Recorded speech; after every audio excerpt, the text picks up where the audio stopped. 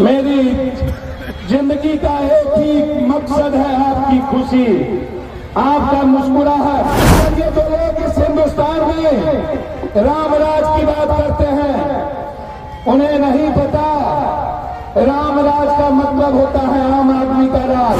मेरा भगवान तो आप है, मेरा राम और रहीम आप है, मेरा सुफी बुद्ध नानक वाल्मीकि आप। पूरा सहरसा सुपौल के लोगों ने तब भी भारत की सेवा हमने की, हर बिहार के घर के बच्चों को हमने लाया। बड़ा दुश्मन राम का कौन था? काल ने भी पूजा किया था राम का। क्या ये लोग रावण है या काल नेमी है? हमारे पूरा सहरसा सुपौल के लोगों ने तब भी भारत की सेवा हमने की, हर बिहार के घर के बच्चों को हमने लाया। रेमडेसिविर हमने पहुंचाई, पीएम से रेमडेसिविर नहीं मिला, नरेंद्र मोदी ऑक्सीजन नहीं दे पाए। ये औकात मोदी जी की नहीं है। मोदी जी की औकात सिर्फ नफरत पैदा करने की हो सकती है, उसको ऑक्सीजन पहुंचाने की और दवाई पहुंचाने की हिम्मत नहीं हो सकती। यदि दवाई और ऑक्सीजन पहुंचाने की किसी की हिम्मत है तो वो पप्पू यादव की है। हम हैं राम के भक्त, हम हैं रहीम के भक्त, हम हैं बुद्ध के भक्त, हम हैं बुद्धवादी, हम हैं जैनवादी, हम हैं रामवादी। और रामवादी कहता है कि गरीबों को प्रणाम करो, सबरी का पैर छुओ, बाली का पैर छुओ, वाल्मीकि की इज्जत करो, केवट को जिंदगी में संभालो, दूसरे को इज्जत करो। कृष्णवादी कहता है सुदामा से मोहब्बत करो, मीरा ने खोदा, द्रौपदी की रक्षा करो। और मैं तो कहा आज अपने नेताओं से, रावण भी राम की पूजा किए थे जीतने के लिए, रावण भी राम का पूजा किए। और सबसे बड़ा दुश्मन क्या नाम था प्रधान महासचिव जी, किसका नाम आज बता? सबसे बड़ा दुश्मन राम का कौन था? काल नेमी भी पूजा किया था राम का। क्या ये लोग रावण है या काल नेमी है? कौन है? राम के विचारों का तो पप्पू है, जो हर आदमी का आंसू पोंछता तो है, हर आदमी के घर में मदद। हमारी औकात बहुत की नहीं है, लेकिन बेटे की तरह पान की घंटी लेके पहुंचते तो है। हर आदमी के लिए जीने की रास्ता तो देते हैं। हमारे भीतर मरने की तो हिम्मत है। मोदी जी आप तो मरने से डरते हैं, और मोदी जी हमको जीने से डर लगता है, हमको मरने में आना जाता है, और हम मरना नहीं चाहते इंसानियत की, इसीलिए हम आए हैं। नीतीश जी का सर्वे आया, गरीब सबसे ज्यादा कोशिश सीमांचल में। नीतीश जी आप जब सीएम बने तो सबसे ज्यादा एमएलए एमपी कोसी ने दिया, सीमांचल ने दिया। लालू जी आप जब मुख्यमंत्री बने तो सबसे ज्यादा एमएलए एमपी सीमांचल और कोसी ने दिया। फिर सबसे ज्यादा गरीब कोसी सीमांचल क्यों है, ये जनता जानना चाहती है। सबसे ज्यादा मजदूरी मेरा बेटा करने क्यों जाता है मिथिला के लोग? कोसी सीमांचल मिथिला इतने गरीब क्यों? इसीलिए हम चाहते हैं विशेष पैकेज, हम चाहते हैं आजादी भ्रष्टाचार से। आज से आपकी लड़ाई, पप्पू यादव हमेशा आपके बेटे की तरह लड़ा।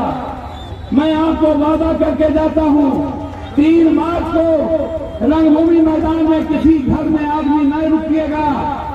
या तो हमें विशेष राज दो, कोसी सीमांचल मिथिलांचल को विशेष पैकेज दो, और नहीं दोगे तो हम रेल भी चलने नहीं देंगे। और हम 3 मार्च को पूरे कोसी सीमांचल की जनता, या तो हम राम राज लेकर रहेंगे, विशेष पैकेज लेकर रहेंगे, या नहीं तो हमारे साथ दिल्ली में बैठ के सौतेलेपन का व्यवहार किया तो हम मिथिला कोसी सीमांचल का अलग राज्य का डिमांड कर देंगे। अलग राज्य हमें नहीं चाहिए भी, हम अलग राज्य के पक्ष में नहीं है, लेकिन यदि इसी तरह हमारे साथ नाइंसाफी हुई, इसी तरह कोसी सीमांचल को मरने पर मजबूर कर दिया, 56% से 63 हो गए गरीबी, तो हमें सोचना होगा।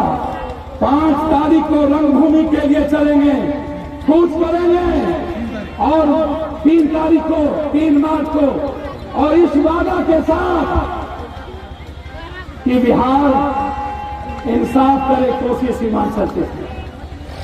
आप चाहते हैं ना कि पूर्णिया में आपको, मेरी जिंदगी का एक ही मकसद है आपकी खुशी, आपका मुस्कुराहट।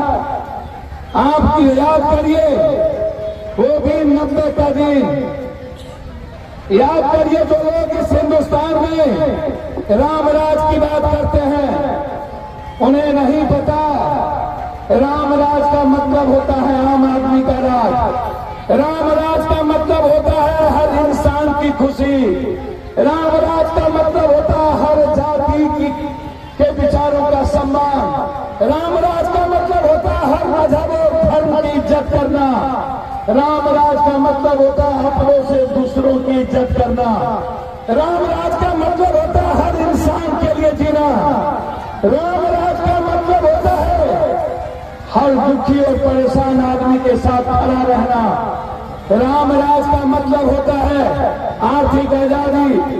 राज वो था 90 में जब किसी के घर में, किसी सड़कों पर एक ईटा सोली नहीं थी, कोई फूल नहीं था। याद करिए 90 का वो दिन, हर घर से ट्रैक्टर मैंने मंगाया था और सरकारी पोल नहीं भेजी थी। चले गए हमारे बहुत सारे इस इलाके के पूर्वज, जिनके वालिद आज तीसरे पुष्ट में हम लोग हैं। चले गए इस चकला के बहुत सारे हमारे बुजुर्ग, जिसकी दुआएं पप्पू यादव के साथ हुआ करता था। चले गए लल्लू बाबू, जो अपनी जिंदगी का मकसद पप्पू यादव के लिए जीने का मकसद रखते थे। याद करिए वो दिन जब हर घर में जब अंधकार होता था, पूरी दुनिया पूरा देश अंधकार में था, पूर्णिया को उजाला पप्पू यादव ने किया था। हर घर की रोशनी थी पप्पू यादव, हर घर की उम्मीद थी पप्पू यादव, हर घर का सपना था पप्पू यादव, हर घर का विश्वास था पप्पू यादव। याद करिए पूर्णिया और बिहार के उस डॉक्टर का आतंक, जो गलत डॉक्टर थे। मैं सही डॉक्टर के खिलाफ नहीं कभी रहा। आप याद करिए जब एक भी गरीबों का शोषण नहीं हो सकता था, सरकार एक तरफ, पप्पू यादव और हमारी भगवान जो जनता है, मेरा भगवान तो आप है, मेरा राम और रहीम आप है, मेरा सूफी बुद्ध नानक वाल्मीकि आप है, मेरा कबीर आप है, मेरा कृष्ण आप है, मेरा शिव आप है। मुझे कहीं भगवान ढूंढने की जरूरत नहीं है। मैं तो भगवान इंसान की खुशियों में ढूंढता हूँ। मैं तो भगवान इंसानों के मुस्कुराने के अवसर में ढूंढता हूँ। मैं तो भगवान, जब इस देश, इस बिहार, आज अखबार का सर्वे आया कि पूरे भारत में सबसे ज्यादा गरीब पूर्णिया है, सबसे ज्यादा गरीब सहरसा है, सुपौल है, सबसे ज्यादा गरीब अररिया है, सबसे ज्यादा गरीब किशनगंज है, सबसे ज्यादा गरीब कटिहार है। कब आएगा राम राज? कब आएगा राम राज जब गरीबी खत्म होगा?